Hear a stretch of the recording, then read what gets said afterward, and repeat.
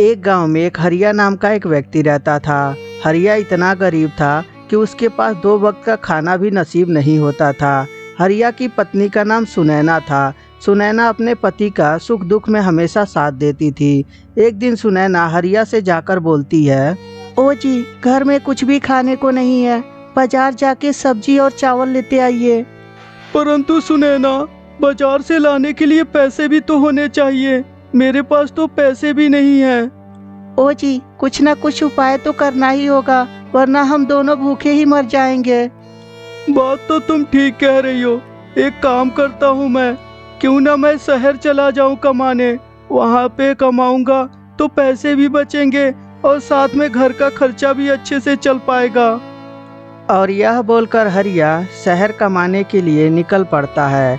थोड़ी दूर जंगल में जब आता है तो उसे याद आता है, अरे मैं कैसे भूल सकता हूँ, घर में तो कुछ अनाज था नहीं खाने को, और मुझे शहर जाने के बाद 2-3 दिन तो लग ही जाएंगे। और 2-3 दिन तक मेरी पत्नी क्या खाएगी, वो तो बेचारी भूखे ही तड़पेगी।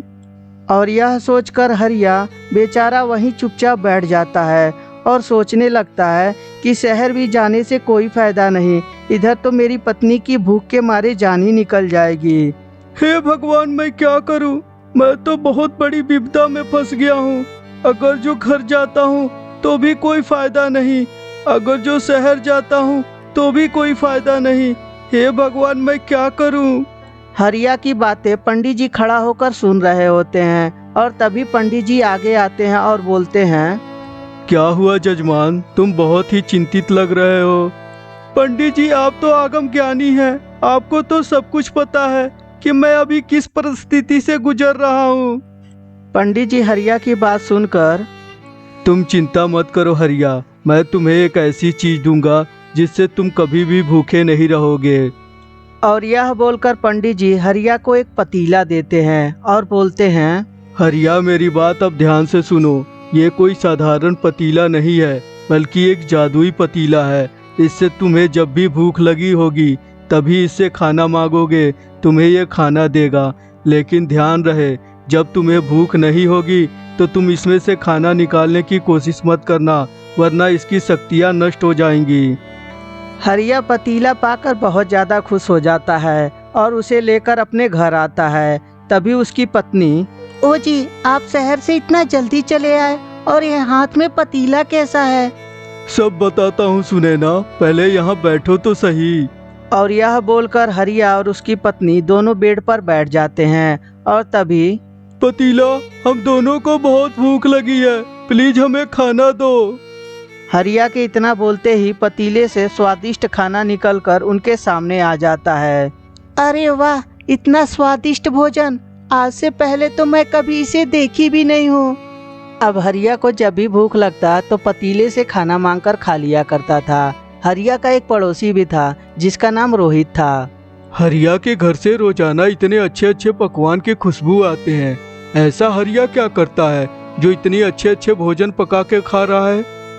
ओ जी, मुझे लगता है हरिया कहीं ना कहीं से चोरी करके ला रहा है, वरना इतने अच्छे अच्छे पकवान कहाँ से खाता। तुम ठीक कह रही हो, उसके पास तो खाने तक के पैसे नहीं होते थे और इतने अच्छे अच्छे पकवान खा रहा है। हमें जरूर पता लगाना चाहिए कि आखिर में राज क्या है।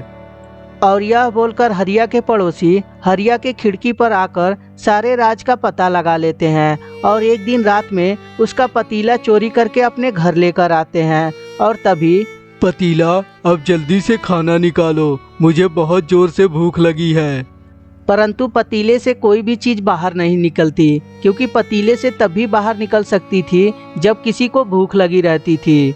ये क्या राम प्यारी, इससे तो कुछ भी बाहर ही नहीं निकल रहा है। लगता है ये जिसका है उसी से निकलेगा, हम लोग के किसी काम का नहीं है। एक काम करता हूँ, इसे ले जाकर वापस रखाता हूँ।